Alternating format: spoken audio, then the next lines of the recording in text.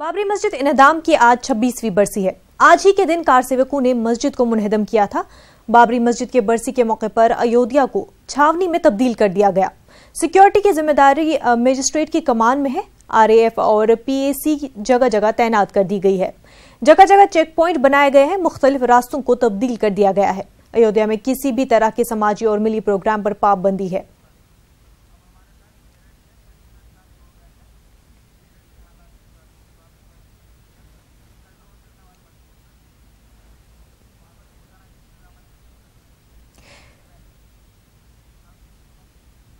मेरठ से हमारे नुमाइंदे तंजीर अंसार इस वक्त हमारे साथ जुड़ चुके हैं। तंजीर, आपसे जानना चाहेंगे कि मेरठ में आज बाबरी मस्जिद इन्हदाम की बरसी है, तो इस पूरे मामले को लेकर वहां पर कैसा मंजर देखने को मिल रहा है?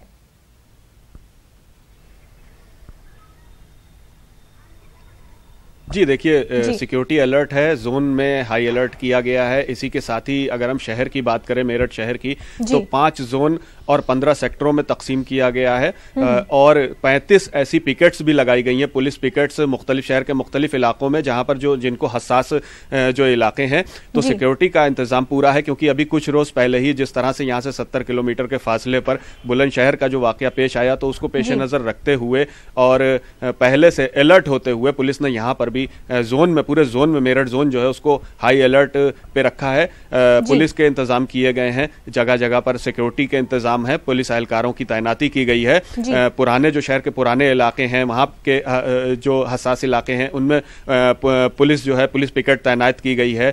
थानों की फोर्सेस जो है उनको अलर्ट किया गया है। इसी के साथ ही आज जो मुस्लिम तंजीमें, कुछ सियासी तंजीमें और कुछ हिंदू तंजीमें 6 दिसंबर की मुनासबत से जहां इंडियन यूनियन मुस्लिम लीग इस दिन को काला दिवस मनाकर और प्रोटेस्ट करती है कमिश्नरी चौराहे पर, वहीं जमीयत उलमाए हिंद इस दिन को यौम दुआ के तौर पर मनाते हैं और उम्मीद ये करते हैं और दुआ में अपनी ये उम्मीद करते हैं कि बाबरी मस्जिद को उसकी असल जो मकाम है वहां पर फिर से जो है तामीर किया जाए। इसी के साथ ही इंडियन यूनियन मुस्लिम लीग जो प्रोटेस्ट करती है, वो मुनहदिम किए गए, जो बाबरी मस्जिद को मुनहदिम किया गया और इसमें जो कसूरवार हैं उनको सजा को लेकर ये मुतालबा करते रहे हैं और 1992 से ये मतलब लगातार ये सिलसिला इस शहर में चलता रहा है। वहीं अगर हिंदू तंजीमों की हम बात करें तो शिवसेना या बजरंग दल जैसी जो तंजीमें हैं और सियासी तंजीमें हैं, वो इस दिन को शौर्य दिवस के तौर पर मनाती हैं। और आज जो उन्होंने ऐलान किया है कि कमिश्नरी चौराहे से लेकर और शहर के बच्चा पार्क इलाके तक यहाँ पर वो अपना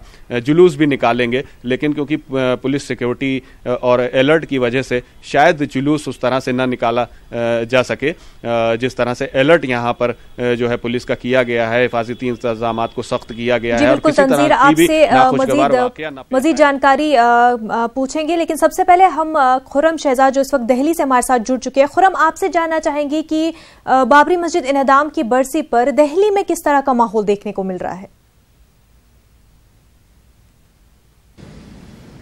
देखिए, दिल्ली का जहाँ तक माहौल की बात है, यहाँ पर जितने भी जो है मुस्लिम इलाके हैं उनको हसास तरीन करार दिया जाता है और वहाँ पर सिक्योरिटी के सख्त इंतजाम होते हैं और गहमा गहमी भी थोड़ी सी कम ही होती है मुस्लिम इलाकों में। और ख़ासतौर से मुसलमान जो है वो कई जगहों पर जो है काला झंडा लगा देते हैं और यौम दुआ के तौर पर यहाँ पर मनाते हैं और कहते हैं और ये मुतालबा किया जाता है कि जो बाबरी मस्जिद को शहीद किया गया था और उसको दोबारा से तामीर किया जाए। कई लोग यौम सियाह का भी नारा देते हैं, क्योंकि और ये दलील ये दी जाती है कि दस्तूर हिंद का मजाक उड़ाया गया था। दिन दहाड़े जो है वो बाबरी मस्जिद को शहीद कर दिया गया था सबके सामने। सिक्योरिटी एजेंसियां वहाँ पर तैनात थी, उसके बावजूद ये सब हुआ। तो इस चीज़ को लेकर के वो यौम सियाह मनाते हैं, जबकि आमतौर से जो हिंदू तंजीमें हैं वो जो है शौर्य दिवस के इसको यानी कि यौम फ़ख्र के तौर पर इसको मनाती हैं। हालांकि दिल्ली में शौर्य दिवस को लेकर के यहाँ पर जंतर मंतर पर एक शिवसेना और इस तरह की कुछ तंजीमें छोटा मोटा जो है वो अपना प्रदर्शन करती हैं और अपना मुजाहरा करती हैं,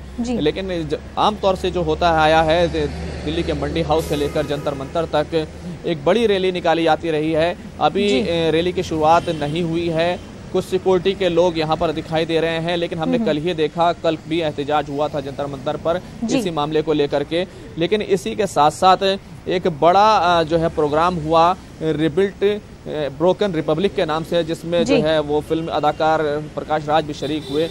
और ये सब इस वजह से हुआ क्योंकि बाबरी मस्जिद की जो बरसी है उसको लेकर के कहीं ना कहीं ये बात कही गई जी, और कि वो उसे दोबारा बनाया जाए, ऐसा माहौल बनाया जाए कि वहाँ पर दोबारा से जो है बाबरी मस्जिद की तामीर हो, लेकिन अब उसकी कोई बात नहीं होती है। तो हम देखें दिल्ली में अगर देखें तो सिक्योरिटी के इंतजाम सख्त हैं। दिल्ली पुलिस हमेशा जो है वो इस मामले में सरगर्म रहती है और जो है बहुत हाई अलर्ट पर रहती है। मुनज़्ज़ा, तो अभी दिल्ली में अभी कुछ देर के बाद यहाँ पर एहतजाज की शुरुआत होगी, लेकिन अभी फिलहाल सिक्योरिटी के लोग जो हैं वो जो है मौके पर तैनात हो गए हैं। जी बिल्कुल खुर्रम। तंजीर, आपसे जानना चाहेंगे कि प्रोग्राम जहां जो इनकाद होने जा रहे हैं मुस्लिम तंजीमों की जानिब से और हिंदू तंजीमों की जानिब से, क्या उसकी इजाज़त दी गई है और जो इनकाद होने जा रहे हैं क्या वहां पर सिक्योरिटी के बंदोबस्त कैसे किए गए हैं?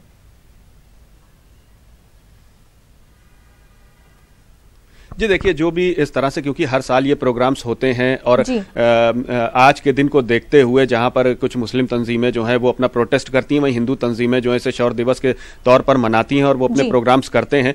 उनकी मनाही नहीं होती। अलग अलग जमहूरी मुल्क में एहतजाज दर्ज करने का हर किसी को हक है। तो इसको देखते हुए हालांकि सिक्योरिटी के लिहाज से दफ़ा 144 जरूर नाफिज की जाती है ऐसे मौक़ों पर कि जहाँ 4 लोग इकट्ठे ना हो एक साथ। लेकिन प्रोग्रामों की अगर हम बात करें तो कचहरी में या डीएम ऑफिस के पास उनको एक जगह दी गई है, पार्क का इलाका है, वहां पर वो अपना प्रोटेस्ट दर्ज कराते हैं। और इसी तरह से जो हिंदू तंजीमें हैं वो शौर्य दिवस के तौर पर अगर मनाती हैं तो वो एक इलाके में वहां से अपनी रैली निकाल के और वो अपने ऑफिस तक उस रैली को निकाल के ले जाती हैं। उसके लिए पुलिस की किसी तरह से कोई उनको मना नहीं किया जाता, लेकिन किसी बड़े प्रोग्राम के लिए उनको सख्ती से मना किया जाता है कि जुलूस निकालना या और किसी तरह से इस तरह से कोई एक ऐसा प्रोग्राम करना कि जहां पे बहुत गैदरिंग हो, बहुत ज्यादा भीड़ हो, उसके लिए पुलिस ने पूरी तरह से यहां पे मना किया हुआ है। लेकिन एक इलाका जहां पर जो एक जगह दे दी गई है उनको कचहरी के पास या डीएम ऑफिस के पास, वहां पर वो उस पार्क में बैठकर अपना प्रोटेस्ट दर्ज करा सकते हैं।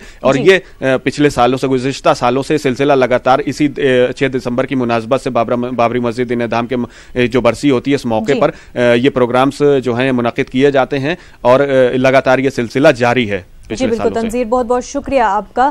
खुर्रम शहजाद, आपका भी बहुत बहुत शुक्रिया हमारे साथ जुड़ने के लिए। आगे बढ़ते हैं। बाबरी मस्जिद केस के मुद्दई इकबाल अंसारी को बिहार के समस्तीपुर से एक खत भेजा गया है जिसमें बाबरी मस्जिद केस से अलग होने की सूरत में मारने की धमकी दी गई है। वाज़ेह है कि इकबाल अंसारी को इससे पहले भी जान से मारने की धमकियां मिल चुकी हैं, जिनके पेश नजर उनकी सिक्योरिटी में इजाफा किया गया है।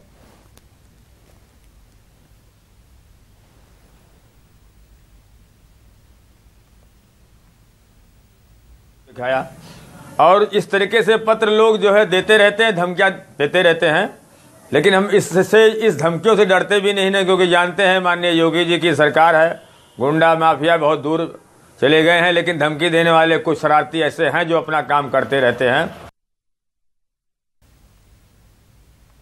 दिल्ली के कॉन्स्टिट्यूशन क्लब में रीबिल्ड दी ब्रोकन रिपब्लिक प्रोग्राम का इनाकाद किया गया। प्रोग्राम में स्वामी अग्निवेश समेत दीगर कई समाजी शख्सियतों ने शिरकत की। प्रोग्राम में फिल्म अदाकार प्रकाश राज भी शरीक हुए।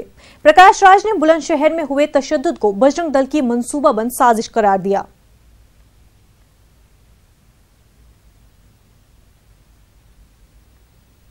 Truth has come out that a Bajrang Dal chief complains.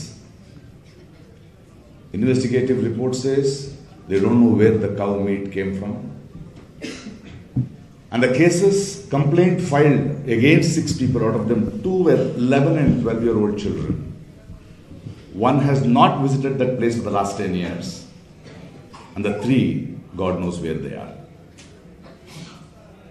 What we as citizens of this country should understand is who is emboldening such violence. Who is emboldening such hatred?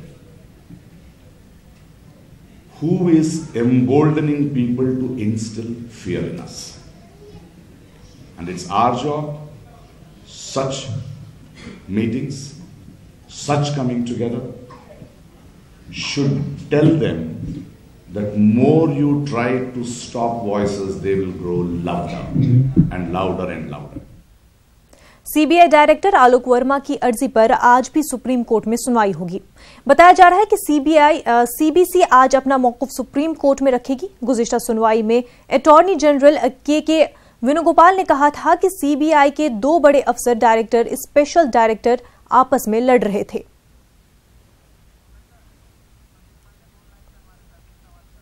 Delhi से हमारे नुमाइंदे सुशील पांडे इस वक्त हमारे साथ जुड़ चुके हैं। सुशील, आपसे जानना चाहेंगे क्या कुछ अपडेट्स है?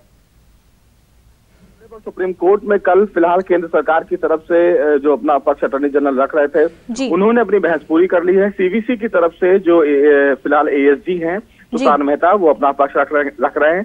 अटॉर्नी जनरल ने साफ तौर से ये कहा कि सीबीआई एक संवैधानिक एजेंसी है और उसकी गरिमा बनाए रखने के लिए सरकार द्वारा जो लिया गया फैसला था वो सही था। चूंकि अपॉइंटमेंट कमेटी द्वारा जो फैसला लिया गया है, नियुक्ति और सिलेक्शन कमेटी में अंतर है, लिहाजा सरकार के पास ये पावर है कि वो दिल्ली पुलिस एस्टेब्लिशमेंट एक्ट के मुताबिक इस प्रकार के आदेश को दे सकती है। चूंकि अटॉर्नी जनरल ने महत्वपूर्ण बात ये कही कि 2 जो अधिकारी हैं, वरिष्ठ अधिकारी हैं सीबीआई के, वो आपस में लड़ रहे थे।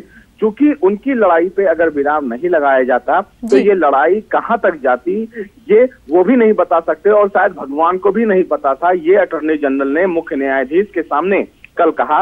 उन्होंने कुछ मीडिया रिपोर्ट का भी हवाला दिया जिसमें साफ तौर से सीबीआई से संबंधित कुछ चीजें लीक करने की बात कही। तो चीफ जस्टिस ने साफ तौर से ये कहा कि जब इस पूरे मामले में रिपोर्ट लीक हो रही थी तो क्या ये रिपोर्ट अस्थाना की तरफ से लीक की गई या आलोक वर्मा की तरफ से, तो भी फिलहाल अटॉर्नी जनरल ने कहा कि ये जांच का विषय है, क्योंकि हमें मीडिया के द्वारा चीजें पता चली और हमने जो भी कार्रवाई की है वो नियमों के मुताबिक की है। जी सुशील, बहुत बहुत शुक्रिया आपका तफसीलात फराहम करने के लिए।